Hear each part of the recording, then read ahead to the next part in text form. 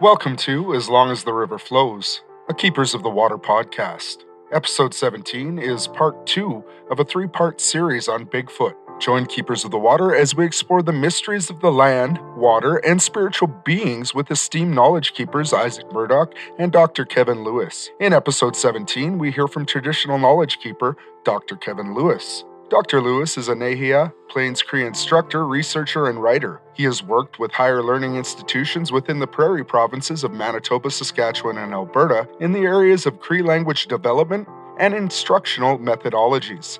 For the past 15 years, Dr. Lewis has been working with community schools in promoting land and language-based education. Dr. Lewis is from Ministiquin Lake Cree Nation in Treaty 6 territory. Yes. Kakyo itatamskat na igwaya wâsakâyâsiw untikon instructional tinia instructawinis yuksin tikonan mana. So like greeting everybody. I am from Ministiquin Lake Cree Nation, Treaty 6 territory, and then also I'm person from the Little Islands. So that's why my email is always the Islander. So it should be the Little Islander maybe. But yeah, greetings to everybody. Where we are, we're in the boreal forest. So we're kind of nestled where the province of Saskatchewan and Alberta is. That's where we are. And then north of us is the Canadian Shield, Churchill River's up there. So all these river systems are pretty central for us because that's the way we traveled, right? And that's the way we kind of do our traditional routes and whatnot. And then traditionally, and even today, we still visit these places for medicines, depending on the season, depending on the time the fish are moving, because those fish actually move as well as and then as well as the birds when they fly south, and then all the animals too. Some of them hibernate during the wintertime. So it's kind of like a place where I actually phoned a few of our elders here just because I was like, okay, I know a little bit about this, but like who does really know a lot, right? Like it's because everyone's like there's even continued research on this and searching out where did they see this? Where was the footprint? Where's that footage, right? So these are some of the people that I asked, and some of the people I do come from Ministiquin, like I said.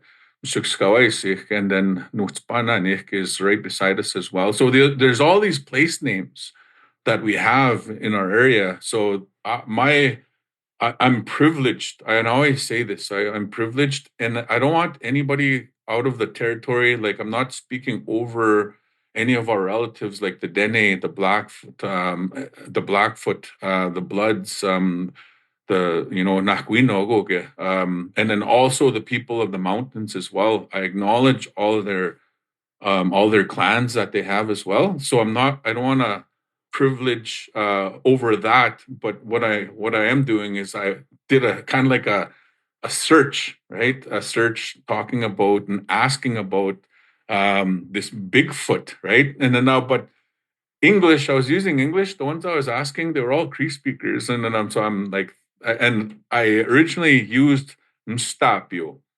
Mstapio is the big man, right? It's the big man, and then I was trying to search around and get questions and songs and ceremony and all these different things, right? Even pipe teachings. And it's pretty amazing because them too, they privilege and they understand and they acknowledge that being there, being a part of us, being part of our history as well, and then also the makeup of who we are today. And then also, I'm keeping in mind it's such a short time to give this topic, but these are the terms that I started. Like I said, the term that I used is on here, and I put "nstapio." But I was literally translating this big man, this big human being, right? And stop you. And then as I was conversing, this is kind of cool the way it happened. So I'm conversing with the elders. I'm talking to them. I'm like, okay, do you have any information about this? Stop you. And then they changed it as they were talking back to me. Oh, yeah, I'm Staicino. Oh, yeah. And then they would add to this. Staicino is like the term that is commonly used in this area, right? But Mstapio could be somewhere else as well. So again, it could be a different dialectal area. It could be a different dialectal region that they might use mstapio. But in here, when I was talking to them back and forth, mstaisino was sort of the one that was getting feedback back to me. So that's the one that I'll end up probably just using. And then mstino was also another one that I saw, right? Mstino. So these three terms were the ones that I found when I was kind of doing my circles and trying to really learn about who this relative of ours is, right? Going back, these are some of the teachings that that they were saying, and of course, this is all in Cree. So it was really nice to hear it, ask the questions in Cree, but then also receive these questions back in Cree, and then also correcting my term of mstapio to say mstaisino, and here's they act like a protector, and then in sacred places, that's where you'll possibly that's good say maybe you'll see them, maybe, right? And it's always going to be on their side, and there's some people that are super sneaky, right? That are really stealth, our Indian ninjas, will say, and they'll startle and suddenly, what the heck, what the heck's this guy doing here, or what's this lady doing here? That's almost like a good sign, because when your aura is so clean and so pure and so like transparent, you almost kind of blend into the nature, right? You blend in. So a lot of times our stories will be like that, and it's mostly like kids, it's children that'll be able to see these beings. And then a lot of times, of course, as adults, if a child comes up to you and says, oh yeah, I just saw this big creature, this big man, this something, or a big woman or something like that, and then us as adults will be like, yeah, okay, whatever, like just stay close to me and don't go over there again, right? So it's the automatic kind of like father or mother response to that. They're also used as to keep us safe as well. And then so I'm going back to this, and I'm asking some of the elders, and I'm looking and listening, right? And then here's kind of like one story. So if you go back to the stories of this what happens is you'll start understanding and realizing that there's other things that are big, like a big the big bears, the big beavers that were there, these big beings that moved at the same time as they did. And there's even stories of like, there's even beings that were like half lizard, half animals at that time. And then what had happened was there was a relative of ours, and we still know these names, which is awesome, right? We still know the names of those relatives that were around at that time. So I came across this name. Kinigatos is Daskutum Gagi Naguma. Atus is an arrowhead, but it's a big one. It's a big arrowhead. Achusis is the one that we use in the bow and arrows, like the small little rock. Atus was this big one that we used as a spear. We needed that big atus because those animals were big and they were hard to harvest if you could harvest them. So that name, Kinegotos, was one of our relatives. That's what his name was. And at that time, he was gifted with thought. He was gifted with intelligence, ingenuity. Like inventing things. He was known for that relative of ours, right? But he was in the time of the big beings. And then what had happened was those Mstaissinog, that's when they arrived in our narrative. That's what I found from the stories and from like my research, right? Out in Tonamanista, just like finding Bigfoot, right? It was actually quite amazing how this all happened. So that Kinigatosoa, he was part of the Inog, those original relatives of ours, Inog, Iguneka, and they started realizing, man, we can think of like new things to do, new technologies that we can utilize, and this is the time where also a Sniwino Asninapiwino was introduced into like our story, which is the rock man, the rock being. And the rock being actually took pity even more on us because we're kind of like we're pitiful beings. Like the world, if we're not around, the world's gonna be fine. Everything will be fine, you know? And that's the kind of really humbling when you hear that.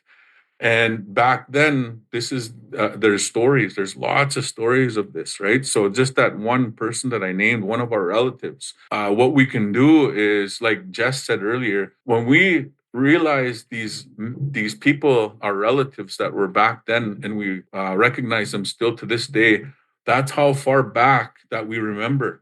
And we can't forget that. We shouldn't forget that. So for people that say, don't be talking about that, don't be, I think it's the time to actually start realizing how long we've been here, right?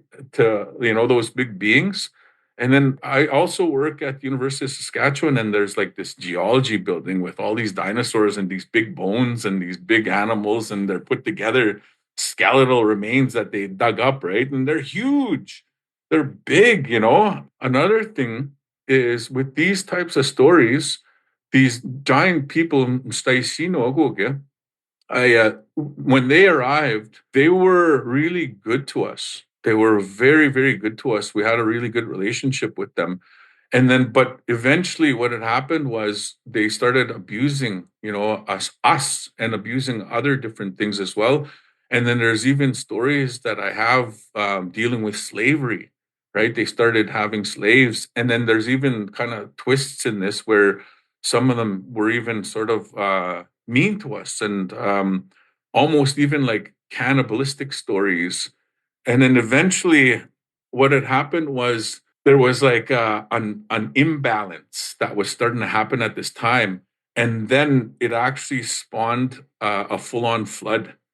A flood happened. So it's like pre-flood stories. All of those are all pre-flood stories from the ones that I'd talked to. Another cool thing that I found was this one. When I was looking and talking to my relatives, these are the things that I'd found. So if you look into our languages actually tell us quite a bit, when you're looking at them and splitting them apart.